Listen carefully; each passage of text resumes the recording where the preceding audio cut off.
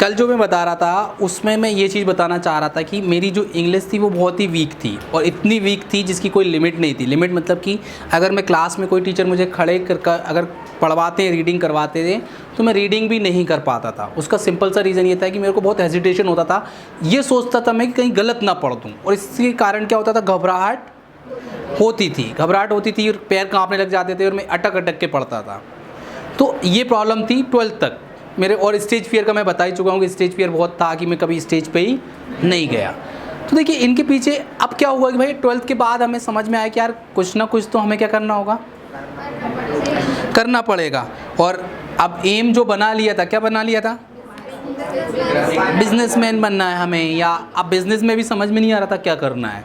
तो ये कुछ कारण थे जिसके कारण अब समझ में आया कि यार इंग्लिश हमें कहीं ना कहीं सीख लेनी चाहिए। तो मैंने ग्रेजुएशन टाइम में और फिर मैंने पर्सनालिटी इंप्रूव करने के लिए मैंने एक कंपनी भी ज्वाइन करी। वहाँ मैंने थोड़ा सा मेहनत करी, काम करा, अपनी PD, personality development, communication skills वगैरह को इम्प्रूव किया, मतलब बात करना कैसे चाहिए लोगों से, ये सारी चीज़ें मैंने की। और इस तरह से टाइम वेस्ट भी किया, और तब तक भी मुझे क्या नहीं था पता कि मुझे एक्चुअल में करना क्या है। तो अब देखिए वहाँ से ग्रेजुएशन हो गया, उसके बाद पोस्ट ग्रेजुएशन करने लग गए।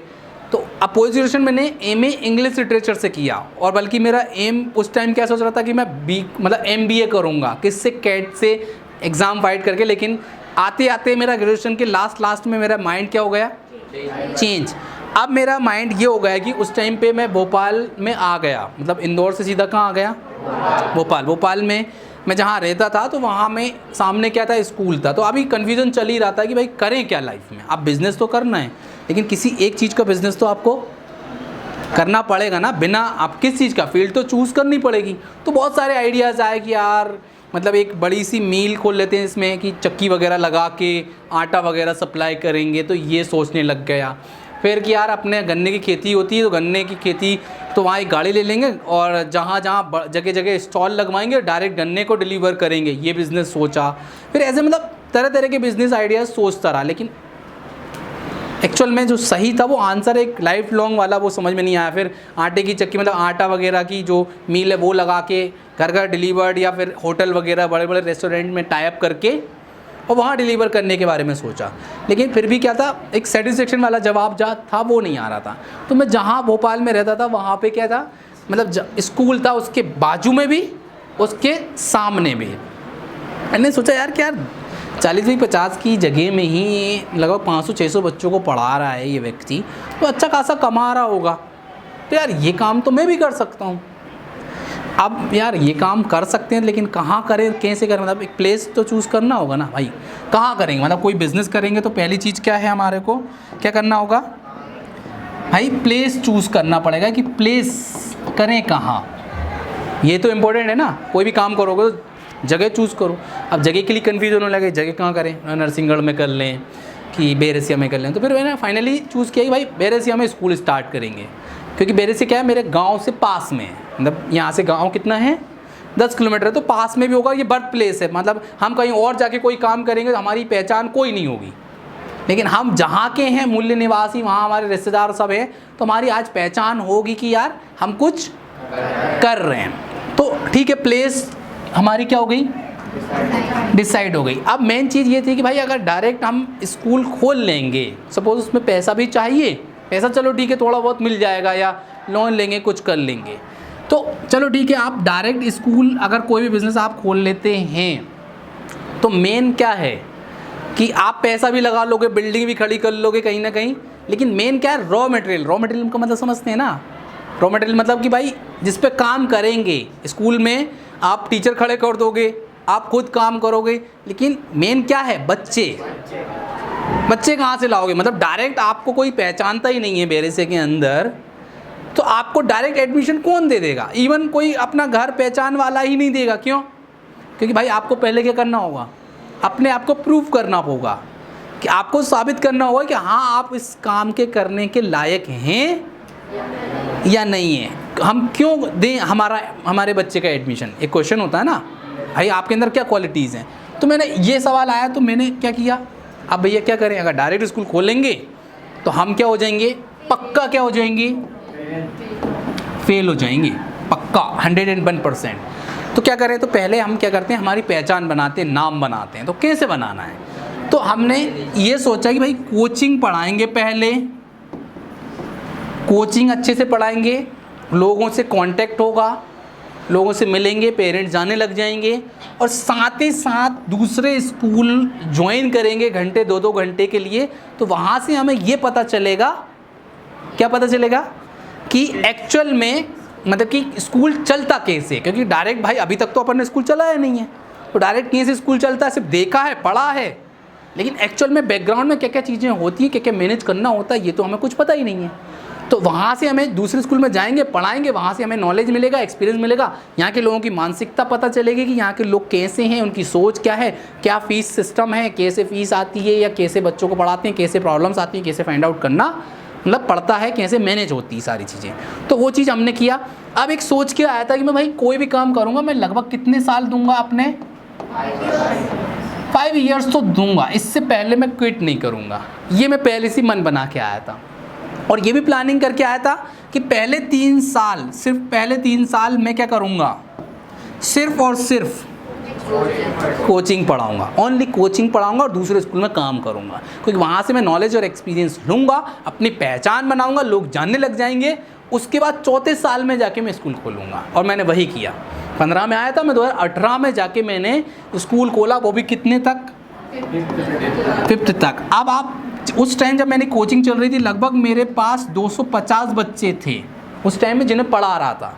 लेकिन आपको बिलीव नहीं होगा कि जब मैं 5th तक स्कूल खोला, तब मेरे पास मात्र 82 बच्चे थे जिन्होंने एडमिशन लिया, और उसके लिए भी मैं मेरे से कि हर घर में जाके नॉक किया कि मैंने स्कूल खोला है, मैं आपके बच्चों को अच्छी एजुकेशन दूंगा, अच्छी क्वालिटी दूंगा, अच्छी सुविधाएं दूंगा, आप मेरे यहाँ पे एडमिशन कराइए।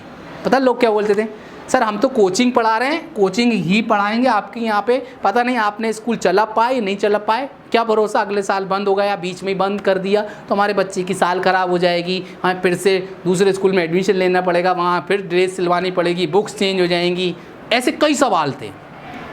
तो मैंने कहा ठीक है भाई, जब आपको बिलीव हो जाए 1-2 साल बाद तब आ जाना, ठीक है। लेकिन हमने भी क्या कसम खा ली थी कि भाई जितने बच्चे होंगे हम उनको अच्छी एजुकेशन देंगे, उनके साथ हम बेईमानी नहीं करेंगे। बेईमानी का मतलब ये है कि अगर 2 बच्चे भी हमारे किसी क्लास में एडमिशन हुए, फॉर एग्जांपल अगर 5th क्लास में से 2 एडमिशन हुए, तो 2 बच्चों के लिए भी एक सेपरेट टीचर होगा, सेपरेट क्लासरूम होगी, और सारी सुविधाएं होंगी जो एक अच्छे स्कूल देता है। और वो हमने वही किया, हम अपने प्रॉमिस पे रहे। किसी क्लास में फिर हमारे 82 मतलब किसी क्लास में 6 बच्चे थे, किसी में 7 थे, लेकिन हम नर्सरी से 5th मतलब टोटल 8 क्लास, मुझे मिला के टोटल स्टाफ कितना था, 11 लोगों का स्टाफ था, उसको हमने साल भर मेंटेन किया। और आप बिलीव नहीं करेंगे, 82 बच्चों में इसमें हमने जो एडमिशन लिए थे ना, उनसे ये बोला था, क्या बोला था कि आप बस पढ़ाओ, अगर आप हमारी पढ़ाई से संतुष्ट हो तो पैसे देना, अदरवाइज मत देना। मतलब हमारे 82 बच्चों की भी फीस लगभग आई, लेकिन बाद में, कब बाद में, पहले तो हमने मांगी ही नहीं। क्यों नहीं मांगी, क्योंकि हमें अपने आप को क्या करना था, प्रूव करना था, साबित करना था।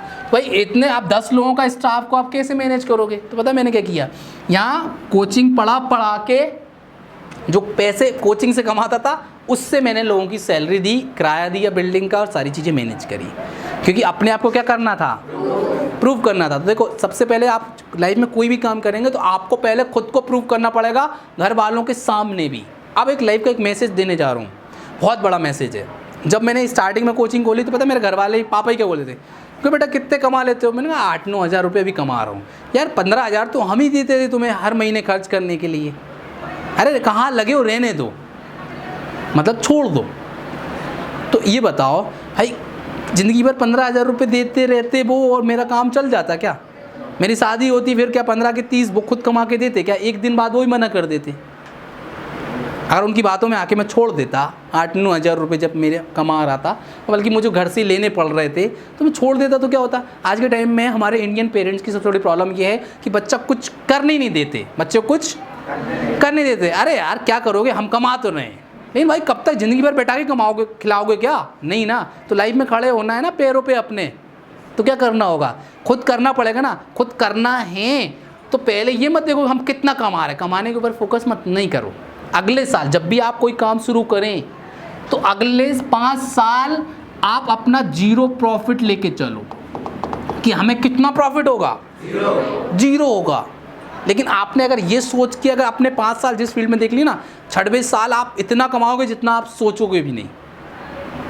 लेकिन हमारी प्रॉब्लम क्या है, हम नर्सरी से 12th तक पढ़ते हैं, 15 साल वो हो गए, 3 साल ग्रेजुएशन करते हैं, 17 साल हो गए, 18 हो गए, फिर 2 साल ग्रेजुएशन, 20 साल हो गए, 1-2 साल और कॉम्पिटिटिव एग्जाम की तैयारी, 22-23 साल हो गए, 25 साल तक हम 0 कमाते हैं। अब जैसे हम 25 साल के बाद कोई काम करते हैं हमें तुरंत ज़्यादा पैसा चाहिए, जॉब भी करेंगे 5,000 की नहीं चाहिए, हमें सीधा 25,000, 30,000, 50,000 की चाहिए, क्योंकि जब तक उम्मीदें क्या हो चुकी होती हैं, बड़ी हो चुकी होती हैं। तो प्रॉब्लम क्या है, अब वहाँ जब नहीं होती उम्मीद पे हम खड़े नहीं उतरते हैं, हम क्या होते हैं, हम अपने आप को फेलियर या अनएम्प्लॉयड समझने लग जाते हैं। और प्रॉब्लम क्या है कि भाई ना 5 साल अपना 100% किसी चीज़ में दो तो बिना प्रॉफिट के सोचे बिना, लेकिन क्या हमें पहले प्रॉफिट के बारे में सोचना, अरे अब तो हम कमाने वाले हैं, नहीं यार पहले सीखो, तो सीख के काम तो करो, लायक तो बनो, लायक बनने के लिए पैसे मत देखो। एक छोटी सी एक बात बता रहा हूँ मेरे साथ जो हुई, जैसे कि जब मैं इंदौर गया ग्रेजुएशन करने, तो फर्स्ट ईयर में जब मैं थे तो मेरे साथ एक कॉलेज का एक फ्रेंड था जो साथ में जाता था बस स्टॉप पे मालवीय नगर रेडिएशन चौराहे पे, ठीक है। अब वहाँ पे वो मेरे साथ बैठता था बस में, तो वो BBA कर रहा था, मैं BCom कर रहा था, मतलब कॉलेज एक ही था, स्ट्रीम बस अलग अलग थे। तो भाई उसका नाम था धीरज राठौर करके। तो मैंने कहा ठीक है भाई, और भाई कैसे हो, क्या बातचीत होती थी नॉर्मली। अब एक दिन मैं मतलब वहीं एक C21 मॉल है, मोर मेगा करके एक स्टोर है, वहाँ पे हम सब्जी लेने जाते थे। क्यों, क्योंकि वहाँ पे हमें बाहर से सस्ती मिलती थी, क्योंकि वहाँ ठीक है। तो मैं डेली शाम को जाता था, तो एक दिन वो मुझे टकरा गया शाम के टाइम पे। तो बोला भाई तुम यहाँ क्या कर रहे हो, बोला यार मैंने कहा मैं तो सब्जी खरीदने आया हूँ। बोला तुम क्या, मतलब मैं यार यहाँ पे सेल्स की जॉब करता हूँ, मतलब सेल्स की, मतलब कि जहाँ पे सामान रखें तो उनके बारे में कस्टमर को बताना और उन्हें कन्विंस करना कि आप ये सामान लीजिए, ये सामान लीजिए, या उनके बारे में बताना मेरा काम है। तो उस टाइम पता है मैंने क्या सोचा उसके बारे में, मैंने सोचा कि यार इसके मतलब फैमिली बैकग्राउंड क्या होगा, ख़राब होगा। मैंने उनसे पूछा कितने रुपए मिलते हैं, मतलब भाई 5,000 रुपये मिलते हैं। कितने घंटे के, बोले 4 घंटे में पार्ट टाइम जॉब करता हूँ, मतलब फुल टाइम मतलब 8 घंटे, पार्ट टाइम मतलब 4 घंटे, कॉलेज के बाद मैं आता हूँ और 4 बजे से लेकर 8 बजे तक मैं यहाँ रहता हूँ। उनका यार बढ़िया यार। तो मैंने क्या सोचा उस टाइम पे, यार ये घर से इसकी फैमिली कंडीशन अच्छी नहीं होंगी, घर से इसको पैसे नहीं मिल पाते होंगे, इसलिए ये 5,000 रुपये पर महीना यहाँ से कमाता है, अपना सर्वाइव करता है। तो मेरी उस टाइम पे सोच ये थी। अब एक दिन क्या हुआ कि मैं इंदौर में बस स्टॉप पे वहीं पे खड़ा था सेम, और बहुत तेज़ बारिश हो रही है।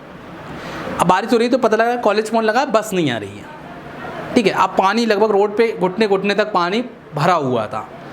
अब इसने उसके पापा को फ़ोन किया कि यार पापा बस नहीं आ रही है और बारिश बहुत तेज़ हो रही है, तो मैं यहाँ बस स्टॉप पे खड़ा हूँ। अब 5 मिनट बाद ही एक गाड़ी आती है स्कॉर्पियो, ठीक है। उसके पापा उसको लेने आ गए।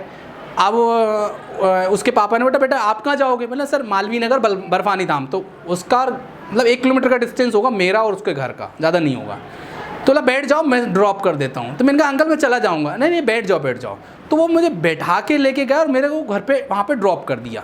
अब मेरा दिमाग ख़राब, मैंने कहा यार मेरी एक मानसिकता क्या बन गई थी कि इसकी फैमिली कंडीशन ख़राब होगी, पापा स्कॉर्पियो से ढूंढ रहे हैं और ये 5,000 की जॉब करने के लिए इसको पहुँचा रहे हैं। मतलब अब मैंने क्या सोच लिया, एक मन में अपना एक मानसिकता फिर बना ली कि यार इसके पापा इसको पैसे नहीं देते होंगे घर खर्च के लिए, मतलब इसके खुद के खर्च के लिए, इसलिए इसको जॉब करना पड़ रहा।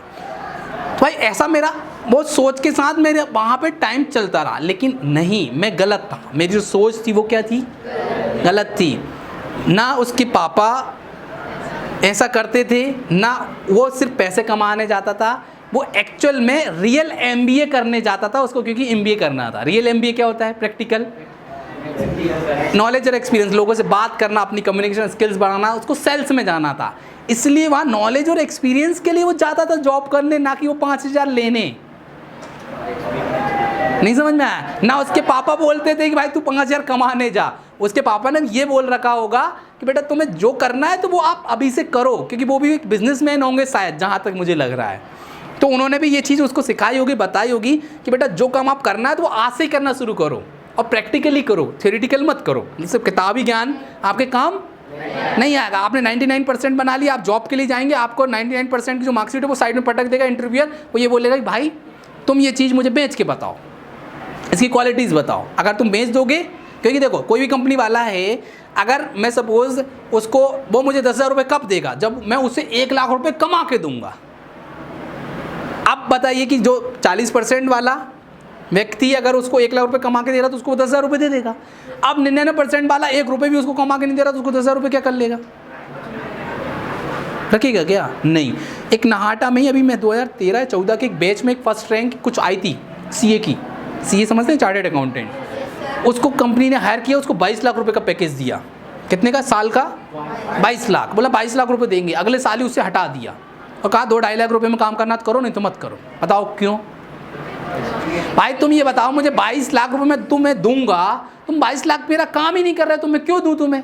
तुम काम वही कर रहे हो 30-40 हज़ार रुपये पर महीने वाला, तो मैं क्यों दूं? 2.5 लाख रुपये में काम करना तो करो, नहीं तो मत करो। उसको नेक्स्ट ईयर निकाल दिया। क्यों निकाल दिया? एक्सपीरियंस ही नहीं था, नॉलेज नहीं था, बात ही करना नहीं आता कस्टमर, और या फिर उसका भाई रेवेन्यू है उसको कम करना है या टैक्स को कम करना है, उसका काम ही ये है सीए का, वो तुम कर ही नहीं रहे हो। तो भाई तुम्हें मार्कशीट के आधार पे थोड़ी मैं 22 लाख रुपए दे दूंगा। या तुम 22 लाख का ही काम नहीं कर रहे तो मैं 22 लाख क्यों दूं? आप उसे 2 करोड़ या 10-20 करोड़ रुपए उसे कमा के दोगे तो वो तुम्हें 22 लाख रुपए देगा। तो लाइफ का जो है ना वो सबसे बड़ा है। तो ये कहीं ना कहीं गलती करते हैं, जो मैंने करी वो आप मत करना। जो काम करना है, फिर मुझे समझ में आया कि यार नहीं, मुझे काम करना है, मुझे स्कूल खोलना है, तो मुझे पहले क्या करना पड़ेगा? स्कूल में जाके काम करना पड़ेगा, नॉलेज और एक्सपीरियंस लेना पड़ेगा। और अपने आप को प्रूव करने के लिए मैंने क्या खोली? कोचिंग, ताकि लोग मुझे जाने। फिर मैंने स्कूल चलाया, 82 बच्चों को अच्छी एजुकेशन दी, और next year he you can't believe कितने 405 बच्चे हो गए थे स्कूल में। क्यों हो गए? क्योंकि पहले साल मैंने उनको प्रूव करके बता दिया कि भैया हम स्कूल चला सकते हैं, आप मुझ पे बिलीव कर सकते हैं कि मैं अपने आपके बच्चों का फ्यूचर को बर्बाद नहीं करूंगा, मैं उसे सुधारूंगा ही। इस बात का बिलीव जब हो गया तो 405 बच्चे हो गए। नेक्स्ट ईयर फिर कोविड आ गया, लेकिन फिर भी 100+ एडमिशन्स हुए, रिजल्ट बढ़िया रहा, क्विट नहीं किया। लेकिन 2 साल क्या नहीं किया? पिछले 2 साल कोविड में हमने क्या छोड़ा नहीं। हमारा सिर्फ मेरा एक ही लक्ष्य था कि हमें क्या नहीं करना है, क्विट नहीं करना, अपने आप को सर्वाइव करना बस जैसे तैसे। कर्ज बहुत हो गया था, सारी चीज़ें हैं जैसे तैसे, बहुत पैसा मतलब लोगों का देना था, बहुत प्रॉब्लम्स आई, लेकिन क्या नहीं किया? क्विट नहीं किया। और अब इस बार कितने हैं, कितने स्टूडेंट हैं? लगभग इससे ज़्यादा ही है, कम नहीं है, 775 बच्चे, जिसमें से लगभग 250 बच्चों के एडमिशन हमने क्या कर दिए? मना कर दिए। क्यों कर दिए? क्योंकि हमारे पास जगह ही नहीं थी, हमारी सीटें क्या हो गई हैं? फुल हो गई। इसके बाद हमने मना कर दिया, क्योंकि हम एक क्लास में नर्सरी से 8 कितने बच्चे लेते हैं? ओनली 25। लोग आके बोलते हैं अरे सर एक बच्चे से क्या फ़र्क पड़ रहा है? नहीं पड़ रहा है ना भाई। मैं अपनी वैल्यूज़, अपने सिद्धांत क्यों ख़राब करूं? जिन सिद्धांतों की वजह से मुझे आज सक्सेस मिली है, उसको मैं एक लालच के चक्कर में क्यों बिगाड़ूं? चाहूँ तो 25 से 30 रख सकता हूँ। आपकी क्लास में जगह है, 2 बेंच पीछे लगी हैं एक्स्ट्रा, जिसमें 30 बच्चे बैठ सकते हैं। बैठ सकते हैं कि नहीं? 30 बच्चे मतलब कि लगभग 150 एडमिशन बढ़ जाते मेरे 30 क्लास में। 5 एडमिशन बढ़ा था, 150 बच्चे। 150 बच्चे मिनिमम मेरी फीस है नर्सरी की 10,000 रुपये, इससे ज़्यादा ही होगी ना बाकी सबकी। तो 10,000 के हिसाब से मेरे कितने, मैंने 15 लाख रुपए पे क्या लात मार दी? मेरा 15 लाख का तो सीधा प्रॉफिट था ना। सिर्फ 5 सीटें ही तो बढ़ानी थी। 250 में से सिर्फ मुझे कितने और एडमिशन लेने थे? 150 से ही मेरा प्रॉफिट, बिना कोई इन्वेस्टमेंट के, ना बिना टीचर अलग से हायर नहीं करना पड़ता, बेंचेस नहीं लगानी पड़ती, नया क्लासरूम नहीं चाहिए था, नई बिल्डिंग नहीं चाहिए थी, नया फैन लाइट कुछ नहीं, 0 इन्वेस्टमेंट। प्रॉफिट कितना? ये तो मिनिमम है, बल्कि 20 होता, क्योंकि सबकी फीस तो अलग अलग है ना। मैंने तो मिनिमम 10 से मल्टीप्लाई किया है, मैंने 10,000 से मल्टीप्लाई कर रहा हूँ 150 को, लेकिन यहाँ पे 10 तो मिनिमम 20 है, नर्सरी की 10 है भाई, 8 की तो 15-16 है, 17 है, समझ रहे हैं? मेरा प्रॉफिट तो 20 लाख होता कम से कम, लेकिन इस 20 लाख पे लात क्यों मारी? क्योंकि आगे हमें लंबी रेस के घोड़े बनना है। तो आज क्या है, हमें प्रॉफिट, सिर्फ प्रॉफिट के चक्कर में अपने इथिक्स, अपनी वैल्यूज़ को ख़राब नहीं करना है। लालच के चक्कर में, थोड़ा सा लालच देख के हम क्या कर देते हैं, हम डगमगा जाते हैं, हम बहक जाते हैं। तो वो चीज़ लाइफ में कभी मत करना।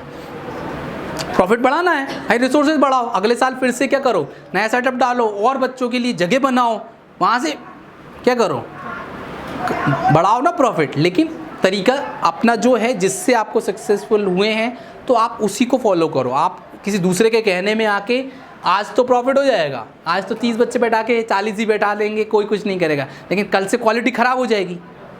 कल से क्वालिटी ख़राब होगी तो कल से फिर से आपके बच्चे क्या होने लग जाएंगे, कौन लग जाएंगे, एक दिन आके फिर से तुम्हारा स्कूल क्या हो जाएगा, बंद। तो ऐसा करना ही क्यों है, जरा से लालच के चक्कर में क्वालिटी ख़राब मत करो। सिंपल सा है, क्वालिटी का एक और एग्जांपल दे रहा हूँ मैं।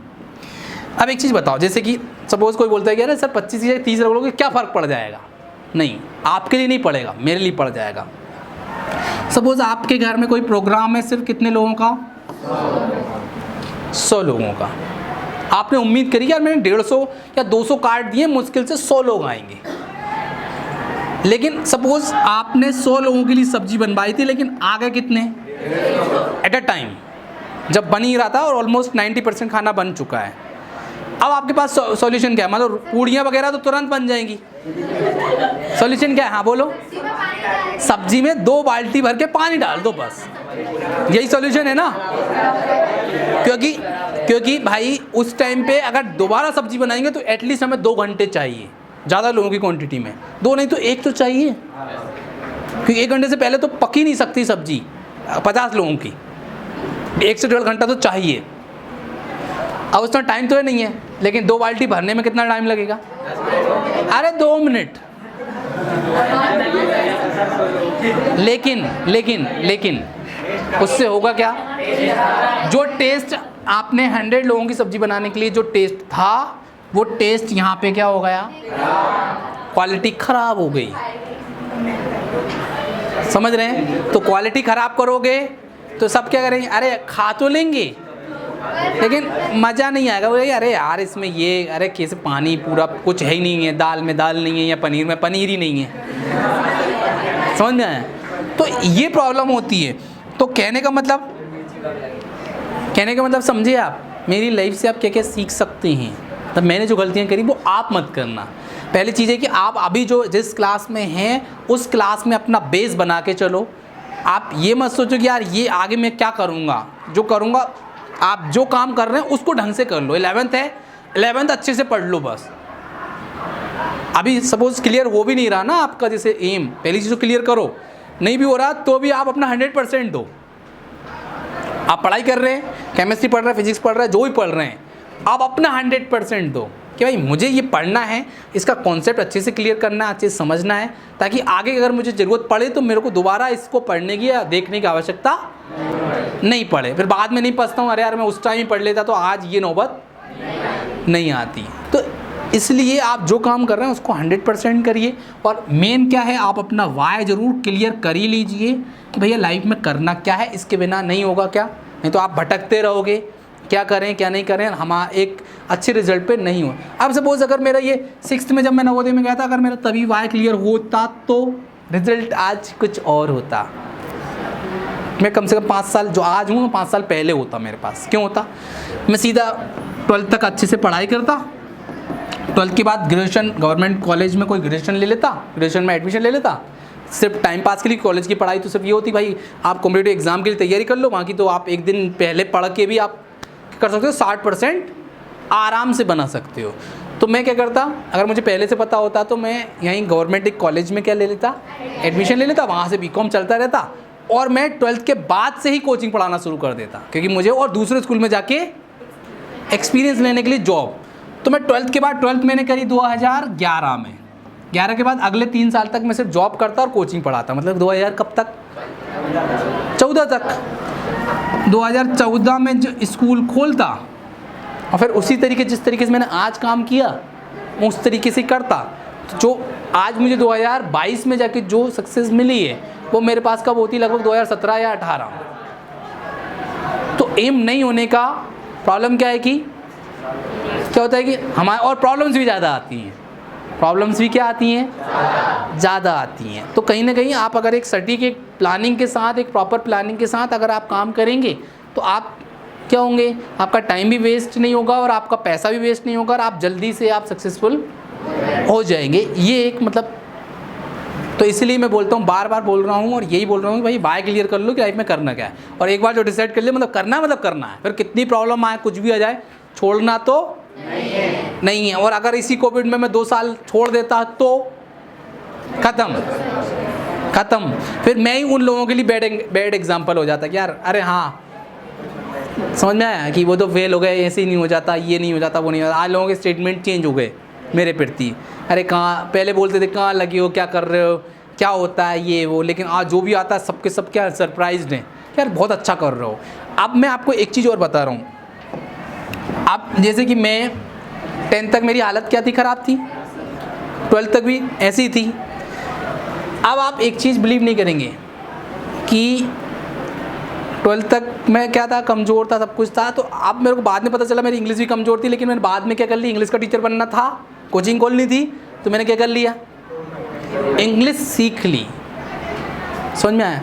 अब आप एक चीज़ बिलीव नहीं करेंगे कि पहले मैं टॉपर भले ही नहीं था, मैं क्या नहीं था, टॉपर नहीं था, ना मेरी अच्छी रैंक, मतलब बल्कि उल्टी पीछे से रैंक बनती थी मेरी, 1st 2nd 3rd, मतलब पीछे से लास्ट नहीं आती थी, लास्ट 3rd या लास्ट 4th तो पक्का होता था। मतलब 40 बच्चों में 36, 37, 35, मतलब ये अपनी थी।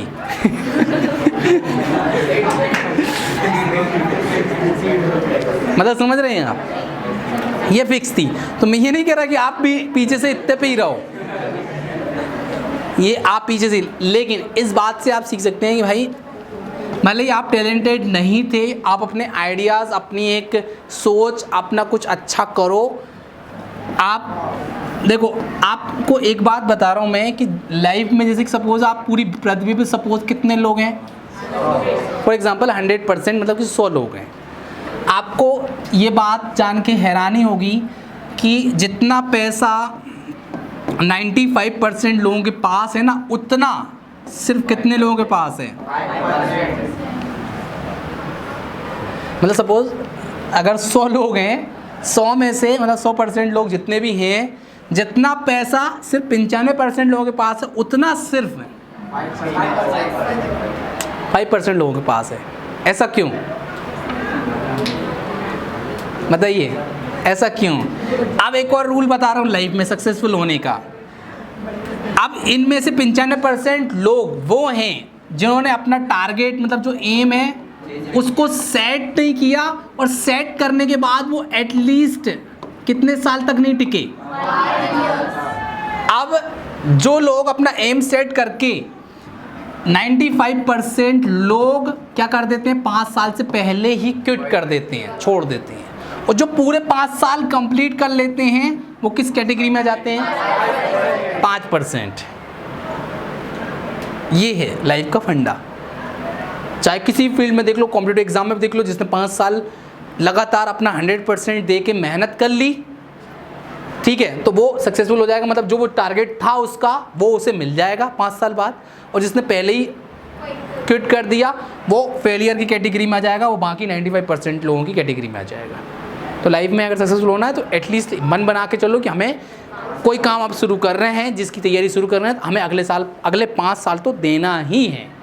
अब ये बताओ, मैंने अभी कहा नर्सरी से 5th तक, नर्सरी से 12th तक कितने साल हो रहे हैं, 15, ग्रेजुएशन के 3, 18, पोस्ट ग्रेजुएशन के 20 साल। जब आप 20 साल दे के भी 0 कमा रहे थे या 0, तब भी आप अनसक्सेसफुल ही थे, तो आप 5 साल और ये सोच लो कि हम अब भी क्या हैं। या फिर बेहद 12th के बाद शुरू कर दो, 12th के बाद 15 साल के बाद आप शुरू करोगे तो 20 साल में जाके मतलब समझ में आया। हमें 25 साल तक, जब तक हम नहीं हो जाते तब तक, और शादी नहीं हो जाती तब तक, एक आध बच्चे भी नहीं हो जाते तब तक, हमें पता ही नहीं होता कि हमें लाइफ में करना क्या है। तो इसलिए 25 साल बाद जागते हैं तो सक्सेस मिलती है, वही 30-31 साल में जाके। अब जब आप अवेयर हो जाएंगे, 18 साल के हो गए, 18 साल बाद ही आपको पता है, तो 18 के बाद 5 साल लगा लो आप, 5 से 6 साल, 23 से 24 साल में आपको वो मिल जाएगा जो आपको चाहिए। आपको IAS बनना है तो आप IAS बन जाओगे 23-24 साल में। लेकिन अगर आपको 18 से पहले पता है तो 17-18 साल में आपको पक्का पता है तो आप डॉक्टर बनना है तो डॉक्टर बन जाओगे 22-23 साल की, 24 साल की उम्र में जो बनना है वो आप बन जाओगे। तो लाइफ में क्या है, 95% लोग के पास इतना पैसा क्यों है, क्योंकि 95% लोग क्या कर देते हैं, 5 साल के पहले ही अपनी मतलब क्या कर देते हैं, क्विट कर देते हैं, छोड़ देते हैं। जो 5% लोग जो सक्सेसफुल कैटेगरी में आते हैं वो 5 साल तक क्विट नहीं करते हैं और 5 साल तक उसी काम को अपना 100% दे के करते हैं, इसलिए वो सक्सेसफुल होते हैं और हैं। और हाँ, एक और चीज़, जितने भी 5% लोगों के पास जितना पैसा है ना, 95% लोगों के पास, मैंने बताया अभी, जितना पैसा उतना ही 5% के पास है। आप बिलीव नहीं करेंगे कि ये 5% लोग इतने पढ़े लिखे नहीं हैं जितने कि ये हैं, इतने टैलेंटेड नहीं हैं जितने कि ये लोग हैं। बल्कि ये जो आप जितने भी दुनिया के जितने अमीर लोग देखेंगे, ठीक है, वो इतने पढ़े लिखे, इतने टैलेंटेड नहीं है, लेकिन उन टैलेंटेड लोगों को क्या दे रखी उनने, उनके नीचे जॉब दे रखी है, काम उनसे कराते, दिमाग उनका, काम वो उनसे कराते हैं और पैसे वो खुद कमाते हैं। मतलब समझ में आया? जैसे अभी मेरे 2-3 आप Sanjeev sir, Niranjan sir, Manoj sir मेरे क्या हैं, क्लासमेट हैं। ये मुझसे हमेशा पढ़ने में क्या थे, लेकिन आज वो यहाँ पर जॉब करते हैं। मैं उनको क्रिटिसाइज़ नहीं कर रहा कि वो मुझसे नीचे है, मैं ये नहीं बोलना चाह रहा। मैं बोलना क्या चाह रहा हूँ कि आपके पास कोई आइडिया है तो उसे करो, उसे इम्प्लीमेंट करो। आप जॉब क्रिएटर बनना चाहते हैं, जॉब सीकर बनना चाहते हैं? क्रिएटर। तो मेरी एक सोच थी कि यार मैं लाइफ में लोगों को जॉब दूं, तो आज मैंने 58 लोगों को जॉब दे रखी है। मतलब 58 लोगों का मेरे पास क्या है, स्टाफ है। तो मैं अकेला तो सर्वाइव कर रहा हूँ, लेकिन मेरे साथ साथ 58 लोगों के घर मेरी वजह से चल रहा है। तो मुझे क्या बना, जॉब क्रिएटर बनना था, ना कि सीकर, मतलब कि जॉब सर्च करने वाला। तो लाइफ में कुछ करना है तो भाई रिस्क लेना पड़ेगा और आपको आगे कुछ काम करना पड़ेगा। आप सोचे नहीं सब पका पकाया एकदम से मिल जाएगा, तो एकदम से कुछ नहीं मिलता। और जिसको सक्सेस मिल भी जाती है ना बिना मेहनत के, वो सक्सेस ज़्यादा टिकती भी नहीं है। आपने आशिकी 2 मूवी देखी है? उससे क्या सीखा आपने? सुनो, उससे क्या सीखा मैंने एक चीज़ सीखी है कि लाइफ में जिसको सक्सेस आसानी से मिल जाती है ना, तो ख़त्म भी आसानी हो जाए। उसको सक्सेस बनी बनाई एकदम से मिल गई, लेकिन उसको वो डिज़र्व ही नहीं करता था, मतलब उस लायक ही नहीं था कि जिस लायक वो होना चाहिए, क्योंकि उसको आसानी से मिल गया ना, उसकी अहमियत ही नहीं पता उसको। एक और एग्जांपल दे रहा हूँ मैं। आप सब अक्षय कुमार को जानते हैं, गोविंदा को भी जानते हैं, ये लगभग एक ही एज कैटेगरी के हैं, लेकिन आज गोविंदा की फिल्में नहीं आ रही हैं आज के टाइम पे, या कई सालों से बीच में थोड़े साइड रोल में आया है। लेकिन आपको पता है कि अक्षय कुमार की हर साल 3 से 4 मूवी आना कंपलसरी है, आती है। क्यों? एक टाइम ऐसा था कि लगातार 16 फिल्में फ्लॉप गई थी किसकी, अक्षय कुमार की, और एक टाइम ऐसा था कि 16 सुपर डुपर हिट फिल्में गई थी किसी, गोविंदा की। लेकिन आज गोविंदा इस इंडस्ट्री में नहीं है, मतलब उनकी फिल्में नहीं आ रही। भले वो एक बिजनेस कर रहे हैं अलग तरीके से, दूसरी तरीके से उन्होंने जो पैसा कमाया वो लगा रहे हैं, वो अपनी जगह सक्सेसफुल है, लेकिन आज फिल्म इंडस्ट्री में कहीं ना कहीं वो अब नहीं है। समझ में आया? इसका रीज़न बता रहा हूँ। सबसे पहला रीज़न है पंक्चुअलिटी। आप अक्षय कुमार की लाइफ से सीख सकते हैं, पंक्चुअल, मतलब वो समय के बहुत पाबंद हैं। लेकिन वहीं देखें तो गोविंदा जी क्या थे, पंक्चुअल नहीं थे। मतलब इसको डेट दे दी, भैया आ रहा हूँ, पता लगा 2 घंटे बाद पहुँच रहे हैं। 2 घंटे तक आपका एक सेट तैयार करके बैठे 200 लोग, वो आपका वेट कर रहे हैं। 4 घंटे बाद पहुँच रहे हैं, चलो आज नहीं आ रहा हूँ, कैंसिल हो गए। 4 बजे तक पार्टी करके आ रहे हैं। लेकिन अक्षय कुमार जी सुबह डेली 4 बजे, 3:30 बजे उठ के 4 बजे जिम जाते हैं भाई। और उनका ये कहना है कि आप अगर दिन में 2 मिनट की भी शूट नहीं कर सकते तो लाइफ में क्या कर सकते हो भाई। एक मूवी होती है मुश्किल से 120 मिनट की आज के टाइम पे, 2 घंटे की। 2 घंटे की मूवी के लिए मुश्किल से कितने दिन चाहिए? अगर रोज़ आप 2 मिनट की शूट कर रहे हैं तो मुश्किल से 2 महीने, ज़्यादा से ज़्यादा भी करोगे तो कितने महीने? 3 महीने। वैसे तो 2.5 महीने मैक्सिमम, उनके लिए 2 महीने में 1 मूवी कर लेते हैं। अब 4 मूवी करना है तो 8 महीने। 8 महीने के बाद कितने महीने बचे उनके पास? 4 महीने। 4 महीने में अपनी फैमिली के साथ 2 महीने का टूर, वर्ल्ड टूर घूम आते हैं। और लोग उनके साथ काम करना पसंद कर रहे हैं। क्यों भाई? समय के पाबंद हैं। सेट बनाया रखा, तो एक टाइम बोल दिया 10 बजे आ जाऊँगा, 10 बजे ही आके शॉट कंप्लीट करके चले गए। तो डायरेक्टर, प्रोड्यूसर, सबको मज़ा आता है उनके साथ काम करने में। अब ऐसे व्यक्ति के साथ कौन काम करना चाहेगा जिसका कुछ पता ही नहीं है कब आएगा और आएगा भी कि नहीं? तो ऐसे लोगों के साथ कौन काम करना चाहेगा? ज़्यादा समय तक नहीं कर पाएगा। एक समय तक आपको झेलेंगे, एक लिमिटेड टाइम के लिए, लेकिन एक टाइम के बाद क्या कर देंगे? छोड़ देंगे। तो यही कारण है कि आज गोविंदा जी इस इंडस्ट्री में नहीं है। समझ में आई बात? तो रेगुलर होना, पंक्चुअल होना। रेगुलर मतलब लगे रहो, समय के पाबंद रहो, आपको सक्सेसफुल मतलब आप बने रहेंगे। और सक्सेस देखो मेंटेन करना बहुत बड़ी बात है। सक्सेस पाना बड़ी बात नहीं है, लेकिन सक्सेस को मेंटेन करना बड़ी बात है। तो वो सक्सेस को मेंटेन कौन नहीं कर पाए? गोविंदा जी। लेकिन अक्षय कुमार जी मेंटेन क्यों कर पाए? क्योंकि उनने जो इथिक्स बना रखे हैं, जो रूल्स रेगुलेशंस बना रखे हैं, वो उनने उसको क्या किया है? फॉलो किया है। ठीक है, आज की क्लास के लिए इतना ही। Thank you.